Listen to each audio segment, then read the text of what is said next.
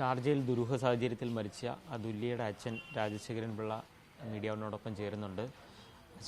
കഴിഞ്ഞ ദിവസം ഈ സതീശൻ്റെ ഭാഗത്തു നിന്ന് വന്ന പ്രതികരണങ്ങൾ ഒരു പക്ഷേ ശ്രദ്ധിച്ചിട്ടുണ്ടാകും. ആള് അങ്ങ് കരഞ്ഞ് കാര്യങ്ങളൊക്കെ പറയുകയാണ്. അതിലെന്താണ് ഒരു പ്രതികരണം? അത് അവന് ഇതൊക്കെ കുറ്റങ്ങൾ ചെയ്തില്ല, അപ്പോൾ കുറ്റം ചെയ്തെന്ന് വന്ന് മാധ്യമങ്ങളുടെ മുന്നിൽ പറയാനൊക്കും. അതിനുവേണ്ടി പറയുന്നതായിരിക്കും. നോർമൽ ആയപ്പോൾ കുറച്ചുകൂടെ കുറ്റബോധം വന്നതാണ്, അതുകൊണ്ടൊക്കെയാണ് കരയുന്നത്. അതിൽ അവൻ്റെ വാചകങ്ങളിൽ നമുക്ക് വായിച്ചെടുക്കാമല്ലോ എല്ലാ കാര്യങ്ങളും. ഞാനത് ശ്രവിച്ചിരുന്നു. അപ്പോൾ അതിനകത്ത് തന്നെ ഉണ്ട് അതിൻ്റെ ഉത്തരവും. അപ്പം അവനെ ഇത് ഇപ്പം അതിൻ്റെ ഒരു പഴുത് കണ്ടെത്തിയാൽ അങ്ങനെ പറയുന്നതെന്നുള്ളൂ. അല്ലാതെ അതിനകത്ത് മറ്റ് വാസ്തവങ്ങളൊന്നും കാണാൻ സാധ്യതയില്ല. ഒന്നും അതിൽ തന്നെ അയാൾ ഉപദ്രവിക്കുന്നുള്ള കാര്യം മാധ്യമങ്ങളുടെ മുന്നിലും സമ്മതിക്കുകയും ചെയ്യുന്നുണ്ട്. അതല്ല ഞാൻ പറഞ്ഞത്. അതിനകത്ത് തന്നെ ഉണ്ടാവും അവൻ ഉപദ്രവകാരിയാന്നുള്ളതിന് എല്ലാ തെളിവുകളും ഇല്ല. അതിൽ അയാൾ പറയുന്ന ഒരു കാര്യം ശ്രദ്ധിച്ചായിരുന്നു. അതായത് ഈ കട്ടിലൊക്കെ നീങ്ങിക്കിടക്കുന്നു, അതായത് ഡോറ് തുറന്ന് കിടന്നു, അതിൽ തനിക്കും സംശയമുണ്ടെന്നുള്ള രീതിയിലാണ് കാര്യങ്ങളൊക്കെ അവതരിപ്പിക്കുന്നത്. അപ്പോൾ അത്തരത്തിലൊരു സംശയം കുടുംബത്തിനും ഉണ്ടോ? ഇല്ല, അങ്ങനെയൊന്നുമില്ല. അതായത് അവൻ പറയുന്ന അവന് രാത്രിയിലൊക്കെ ഒരുപാട് മദ്യപിച്ചിട്ട് തിക്കുന്നവനായിരിക്കും. അപ്പോൾ അവന് അതിനെപ്പറ്റി ഒന്നും ഒരു ധാരണ കാണത്തില്ല. പിന്നെ വന്നപ്പോൾ അതങ്ങനെ കിടക്കുന്നത് എന്താണെന്ന് അതിപ്പോൾ പോലീസ് ഉദ്യോഗസ്ഥന്മാർ, അവിടുത്തെ ഉദ്യോഗസ്ഥന്മാർ അതിനുവേണ്ടി അവർ എല്ലാം പരിശോധിക്കുമല്ലോ. ഇനി അവിടുത്തെ പോലീസ് ഉദ്യോഗസ്ഥന്മാർ അവരതെല്ലാം നോക്കുമല്ലോ. ഫോറൻസിക്കാരും അതിലെന്തെങ്കിലും അസ്വാഭാവികത ഉണ്ട് അവർക്കത് അറിയാൻ പറ്റും. അവിടെ CCTV ക്യാമറ, ആ ഫ്ലാറ്റ് എന്നൊക്കെ പറഞ്ഞാൽ എപ്പോഴും താഴെ കാവൽ ആളുള്ളതാണ്, സെക്യൂരിറ്റി ഉള്ളതാണ്. വേറൊരാളിന് അവിടെ താമസക്കാരല്ലാത്തവർക്ക് അവിടെ പ്രവേശനം പോലും ഉള്ളതായിരിക്കത്തില്ല. മനസ്സിലായോ? അങ്ങനെയൊക്കെയുള്ള ഒരു ഫ്ലാറ്റാണ് അത്. അപ്പോൾ അവൻ പറയുന്ന അതൊക്കെ വെറുതെ അവൻ ഓരോ പാദങ്ങൾ പറയുന്നെന്നുള്ളതേ ഉള്ളൂ. അവൻ എന്തെങ്കിലും പറയണമല്ലോ, അല്ലാതെ വേറെ ഇപ്പോൾ ഞാൻ കുറ്റം ചെയ്തു അല്ലെങ്കിൽ പറയാൻ പറ്റത്തില്ല. അതിനുവേണ്ടി പറയുന്നതായിരിക്കാം. ഈ സതീഷ് പറയുന്ന ഇതാണ്, അതായത് വിവാഹത്തിന് ശേഷം അതിലൂടൊപ്പം പോയതിനു ശേഷം സ്വന്തം വീട്ടിൽ പോലും വിളിക്കുന്നില്ല എന്നുള്ള രീതിയിലൊക്കെയാണ് പറയുന്നത്. എങ്ങനെയാണ് നിങ്ങളോടൊക്കെ ഉണ്ടായിരുന്ന ഒരു പെരുമാറ്റം എങ്ങനെയായിരുന്നു? കാര്യം ഈ മരുമക്കൾ എന്നുള്ള നിലയ്ക്ക് ആയിരിക്കില്ലല്ലോ ചിലപ്പോൾ മകളെ കല്യാണം കഴിച്ചു കഴിഞ്ഞാൽ കാണുന്നത്. അല്ല, അവനങ്ങനെ ഒരു അറ്റാച്ച്മെൻറ്റ് ആരോടും ഇല്ല. സ്വന്തം മാതാവിനോട് പോലും ഇല്ല. പിന്നെ എങ്ങനെ കാണും? ഏറ്റവും വാത്സല്യവും സ്നേഹവും ആൺമക്കൾക്ക് അമ്മമാരോടല്ലേ തോന്നുന്നു. അതുപോലും ഇല്ല അവന്.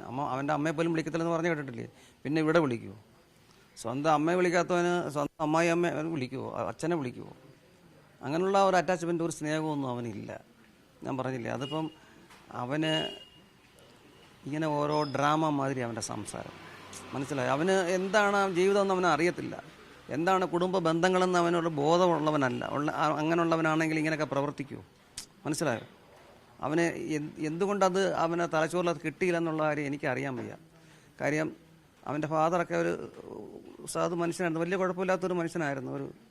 അപ്പോൾ അതുകൊണ്ടൊക്കെയാണ് നമ്മളിതിനൊന്ന് സമ്മതിച്ചത്, കല്യാണത്തിന്. സമ്മതിപ്പിച്ചെന്ന് വേണം പറയാൻ. അന്ന് അങ്ങനെ ആയിരുന്നല്ലോ.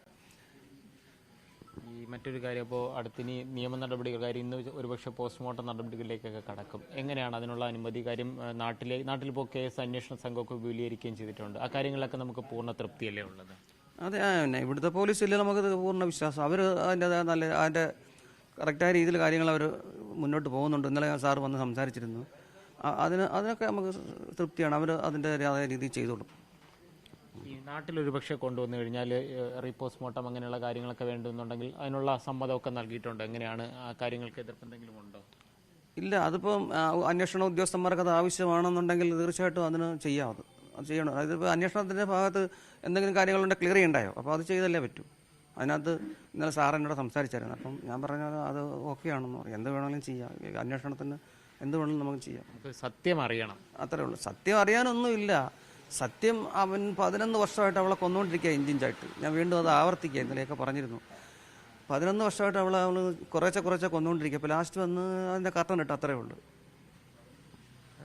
അച്ഛൻ അത് തന്നെയാണ് പറയുന്നത്. കാര്യം പലപ്പോഴും അച്ഛൻ ഉൾപ്പെടെയുള്ളവർ മകളോട് തങ്ങളോടൊപ്പം വന്ന് നിന്ന് കഴിഞ്ഞാൽ ഇവിടെ സന്തോഷത്തോടെ ജീവിക്കാമെന്ന് പറയുന്നത് അച്ഛൻ്റെയൊക്കെ ഒരു വിഷമം അത് തന്നെയാണ്. ഒരുപക്ഷെ അന്ന് ആ വാക്ക് കേട്ടിരുന്നെങ്കിൽ ഇപ്പോൾ അവരോടൊപ്പം ഈ വീട്ടിൽ ഉണ്ടാകേണ്ടിയിരുന്ന ആ യുവതിയാണ് ഇപ്പോൾ ജീവൻ നഷ്ടപ്പെട്ടിരിക്കുന്നത്. എന്തായാലും നിയമ നടപടികൾ കേരളത്തിൽ നടന്നുകൊണ്ടിരിക്കുന്ന നിയമ നടപടിയിൽ പൂർണ്ണ തൃപ്തിയുണ്ട്. എത്രയും വേഗം നാട്ടിൽ മൃതദേഹം എത്തിക്കാനുള്ള ഒരു ശ്രമത്തിലുമാണ് ഇപ്പോൾ കുടുംബം ആയിരിക്കുന്നത്. കൊല്ലത്ത് നിന്ന് രതീഷ് മാടമ്പിശ്ശേലിനൊപ്പം ലിജോ റോളൻസ്, മീഡിയ 1.